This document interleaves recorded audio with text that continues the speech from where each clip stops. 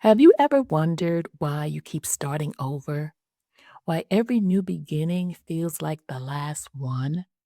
There's a reason, and it's not what you think. Let me tell you a story that finally made it make sense. Meet Amani. Amani is peaceful. She loves to take her time and reflect before she makes decisions. She likes to spend quiet moments reflecting and journaling. And then there's Nia. Nia is purposeful. She loves planning, structure, and consistency. When she makes up her mind to do something, she goes full steam ahead. She's focused, disciplined, and gets the job done. Meet Zuri. Zuri is beautiful. She's confident and honors self love. She has a softness to her, even in her season of growth. Not to mention, she's ambitious. These three ladies are best friends. Every week, they meet at the park to discuss their dreams, goals, and aspirations. After their weekly meeting, they go to their respective homes and work on the projects they're building together and the things that they learned from one another at the park. These weekly meetups are always so inspiring, Amani thought to herself as she sat and sipped on her chamomile tea. Nia couldn't wait to get back home so she could start implementing all the ideas that were swirling around in her head. When Zuri got home, she began focusing on ways to become the best version of herself.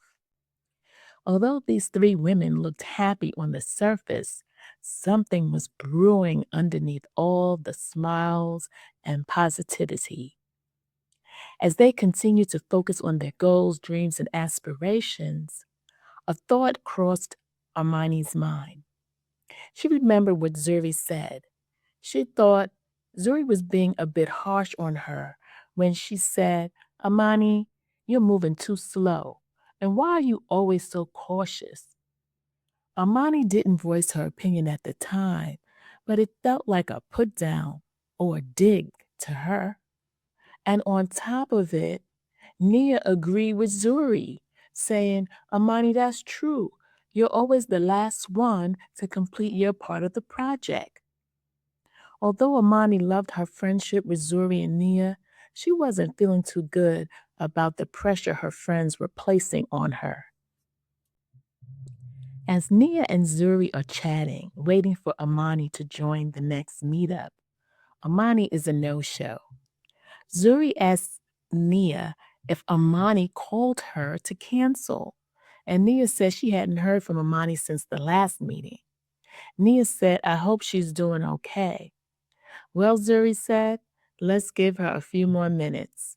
If she doesn't show up or call in the next 5 minutes, I'll go work on my presentation for my next HOA board meeting. 5 minutes came and went, but no Amani. Comment below if this is you. I'm tired of starting over because I want to know how many of us are in this season together. Amani decided that meeting every week was just too much. How do they expect me to get my part of the project done if I'm spending hours sitting with them on the park bench every week? She thought to herself, maybe they will realize what I was saying all along, that we should just meet once a month. That way, we would all have enough time to really bring something solid to the table. But of course not.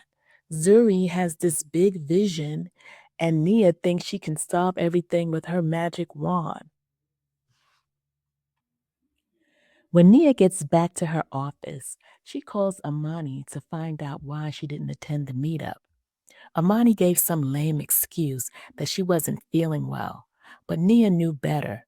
She said, well, you could have at least called so we weren't sitting around waiting for you to show up.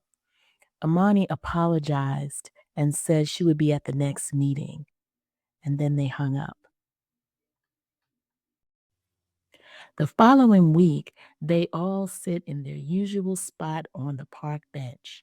Everyone is smiling and happy to get together once again. Nia didn't know how it all started, but all she knew was that when Zuri started talking about another one of her big dreams and started to delegate tasks to Amani, Amani jumped up and gave Zuri a piece of her mind. She let out everything she's been holding back for the past few weeks. Zuri, who do you think you are? You have all of this great ambition, but you never want to do the work yourself. You think I'm your personal assistant or something? We are partners here, and I'm tired of you trying to boss me around. You keep doing the most, and I'm done with it. Then Zuri lashes back at Amani.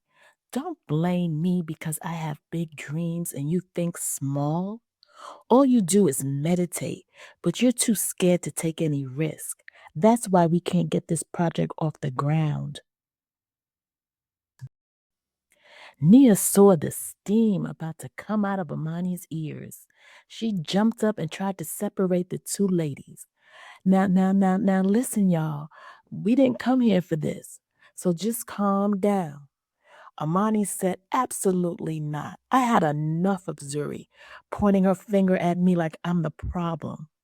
Before we even get a chance to finish one thing, she's on to the next shiny object. I'm done with this. I'm leaving.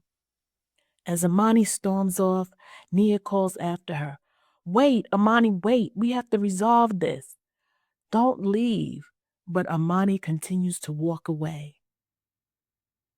None of these ladies knew it yet, but this wasn't the end of the story.